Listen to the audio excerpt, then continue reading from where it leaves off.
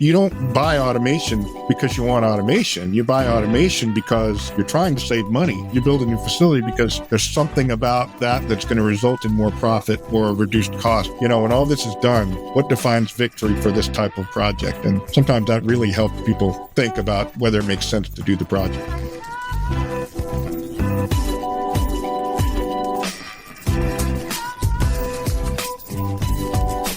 Hey, Steve, welcome. Thank you. Good to be here. Yeah, great to have you. So let's dive in. You have been a consultant, or you've been working in the logistics, warehousing space for almost 30 years or so. You've been running your own consulting firm since 2004 after working at a larger consulting business. Just take us back to that time, around 2004, give or take.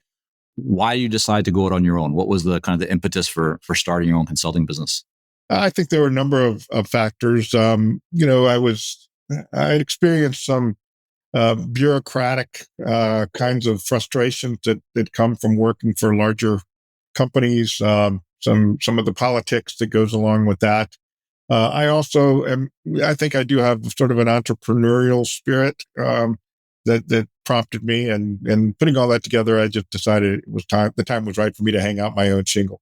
You shared with me earlier that there's maybe two and a half kind of specific things that you are known for, or that your clients come to you to get help with. Share what those are, and kind of maybe how you arrived at them. How did you discover that these are the two or so things that your clients actually care most about? Yeah, sure. Those are, we refer to that as our mission statement. I mean, our mission is to help businesses fundamentally do two things: reduce operating costs. Everybody wants to do that, become more profitable because their costs are lower, and to also improve service levels, things like the speed of delivery or the accuracy of orders, those kinds of, there are a couple of dozen metrics that these kinds of business typically track fairly regularly. And so helping them improve those service levels. And really any business that is that is a prospective client for us, that's in the field of warehousing, distribution, logistics, fulfillment, they all want to do those things. And so that's our mission as a consulting firm, to do that. You told me that when you launched, you initially got the first group of clients through your own network, right? You spent a lot of time going to industry events, conferences, talking to people, right? So you weren't just hiding behind your computer, which is something that I think far too often people do these days. And so you were well kind of tapped into what was actually happening in the marketplace. And so you said to people, "Hey, I'm going to be going out on my own. This is my area of expertise." People said, "Hey, we could probably benefit from you." But a lot of that initially was through subcontracting. What was your experience like being a subcontractor? What did you like about it? What did you maybe not like about it so much?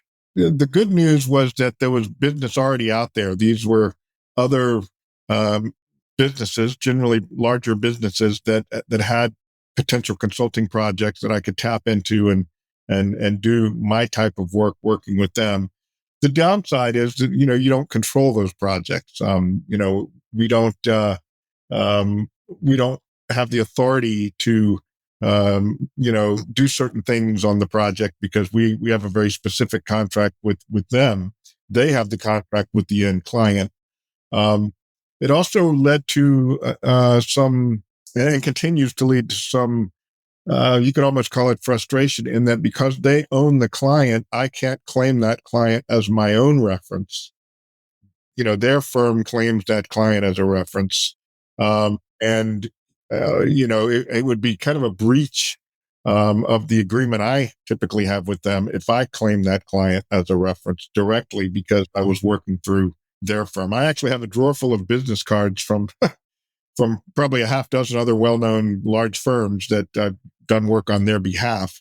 And so their clients have seen me as members of their team as opposed to me working as Inviscid Consulting, which is my firm. Does that mean that with the agreements that you've signed with these other companies, because you are the subcontractor in your specific situation and with that specific agreement, that you're not able to put, for example, the logo of those companies on your website or mention them by name on your website? Is that kind of what you're referring to? Every subcontractor agreement's a little different. Each of those Okay. companies kind of has their own rules about things, but that's some of it. I mean, I think some of it is just kind of the awkwardness of what could happen from that. Because, for example, if I worked with a large company through another large consulting firm, they brought me in as someone to run a project for them, and I did that, and that client sees me as working for that firm. Then, okay, year 2, 3, 4 years go by, and I want to use that person as a reference for another prospective client. It gets complicated because you kind of have to explain, well, Inviscid, my firm, didn't book that work directly. We were working for this other firm, and they're the ones that have that relationship, and they would see it as an affront if we try to make direct contact with that end client. It's not our place to do that in a lot of those situations, most of those situations. And so they really don't want you reaching out to their client directly after the project is over. You shared with me as well that over the last few years, you've been transitioning the business away from only doing kind of subcontracting work to a higher percentage of business being actual, direct client business, meaning that you're no longer subcontracting, right? You've kind of won the client directly. And you told me that one of the most effective ways that you're currently generating those new leads and bringing opportunities into your pipeline is through this referral program that you have, which I thought was very interesting. So can you just explain to everybody how does that work? How do you actually get people to send you referrals, to send you opportunities, and then is there compensation? If so, what does that look like? Just kind of run through it. Sure. Well, I've been on the receiving end of referral programs from other businesses for quite some time, even before I had my own firm, and I discovered that almost all of them are these formal agreements that they expect you to sign, and they can be complex from a legal standpoint, and I just started asking myself why. A referral is just a tip.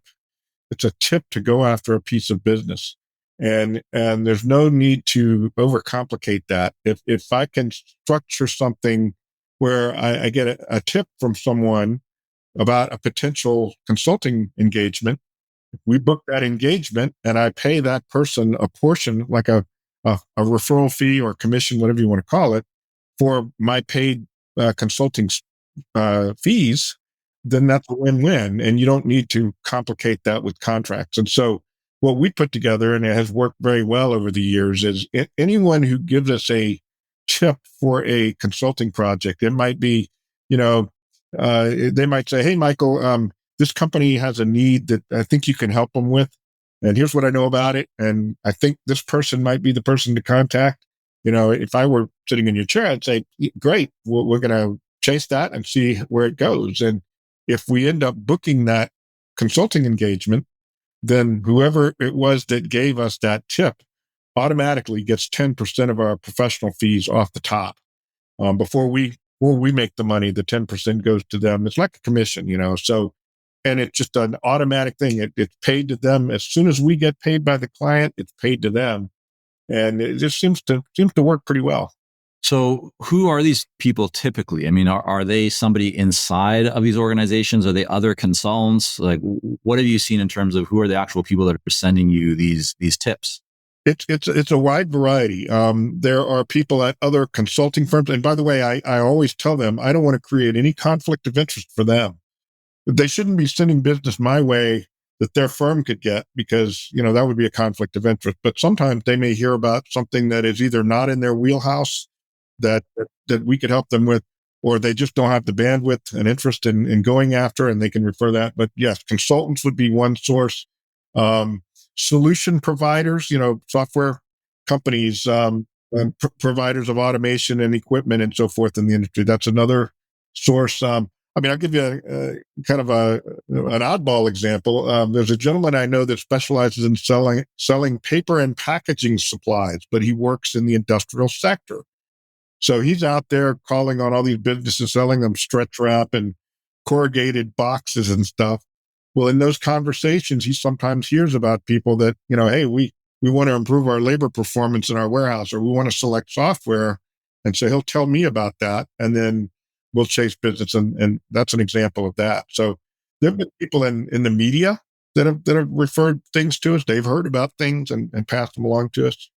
So wide variety. How are people actually hearing about this program? I mean, like, how is it you're just meeting people and you're telling them face to face? Are you sending out emails? Like, how do the people, let's say consultants or the media or whoever it is sending you the tips, how are they actually learning about this program? It's not something that is marketed. We have this flyer that outlines it, and that's really only for simplicity, so that I can leave behind something and they see how it works, and maybe they'll think of us.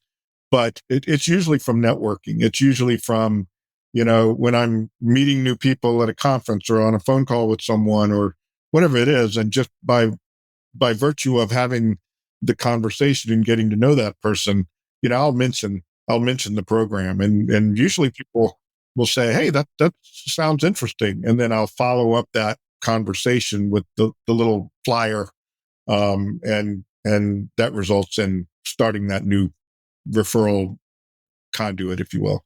That makes sense. That sounds like a great opportunity, and obviously one that's working well for you. I know you said you might have some months where you're getting 3 or 4 new opportunities or tips coming your way. So that's a nice flow of of leads for the pipeline. And it's reciprocal too. I mean, a lot of times we do the same thing for other firms. I mean, we specialize in that function of warehousing, fulfillment, distribution, logistics.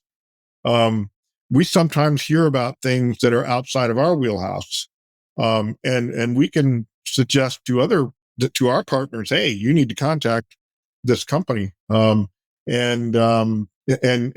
occasionally we'll get a referral fee from that as well.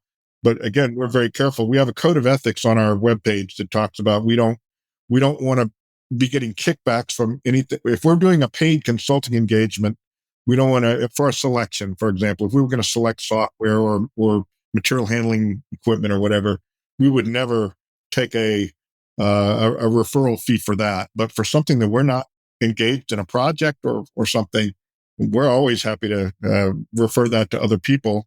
And then, that can create a win-win the other way as well. Right now, what's your typical engagement size? Like in dollars, what does the range look like, or what is just kind of a typical average deal in terms of dollar value? Yeah, averages can be a little deceiving. My dad always used to say, when your head's in the freezer and your feet are in the furnace, on average, you're doing pretty well. That's a good one. Yeah. Yeah. So it's a wide range, and I would say the low end is just a few hours of my time. I do expert witness work in litigation, for example, and sometimes an attorney will contact me and say, hey, we got this potential case, and they want to talk for a few hours, and that would be just a few hours here and there. Opposite extreme, we can go into 6-figure consulting engagements where they've hired to just do something much more in depth. Uh, so I would say going into 6 figures. We haven't had a 7-figure deal yet, but maybe one of these days we'll hit that. There we go. And what about the sales cycle? So, again, taking maybe your, let's call it your preferred or the type of project that you'd like to do. So, maybe it's between 50 to 100,000 or 50 to 200,000, somewhere in that range. What does that look like? First of all, I guess, what are you providing? And then I'd like to kind of just understand, how long are you find that it typically takes you from first meeting somebody to actually booking the business? Yeah, again, it's a wide variety there. I would say, well, first of all, it's important for us anyway. We are purely a professional services company. So we don't sell, and this is a pet peeve of mine. I have to say that there are other businesses out there in industry that claim to be consultants. They advertise themselves as a consulting firm, but they're selling the solutions that they're recommending. And I think that's really a conflict of interest. And that's why, like I said, our code of ethics, we will not do that. We're agnostic when it comes to anything we recommend. But so we're purely professional services. People pay us for our expertise, for the time that we work on the project. And as far as the sales cycle, it can be, like I said, very quick. If somebody just wants to set up a call next Thursday for spending a couple hours talking about something, then that could be a very quick sale. There have been, I'm trying to think, maybe the longer term sales cycles have been, certainly well into the months and probably more than a year, from the first conversation till the time, a consulting engagement was actually booked. Is there anything that you've found, Steve, that helps to accelerate the sales cycle on some of these larger deals that you have? Well, I think I've learned some of that over time.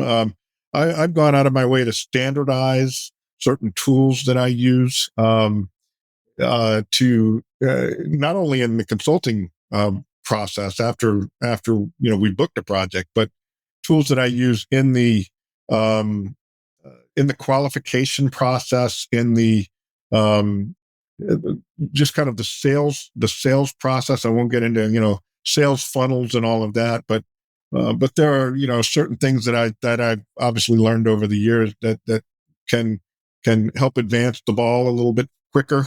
Could you maybe share one or two of those, like specifically, just anything that you feel is a best practice that you've learned that might help others? For what I do, almost everything boils down to some kind of an economic value.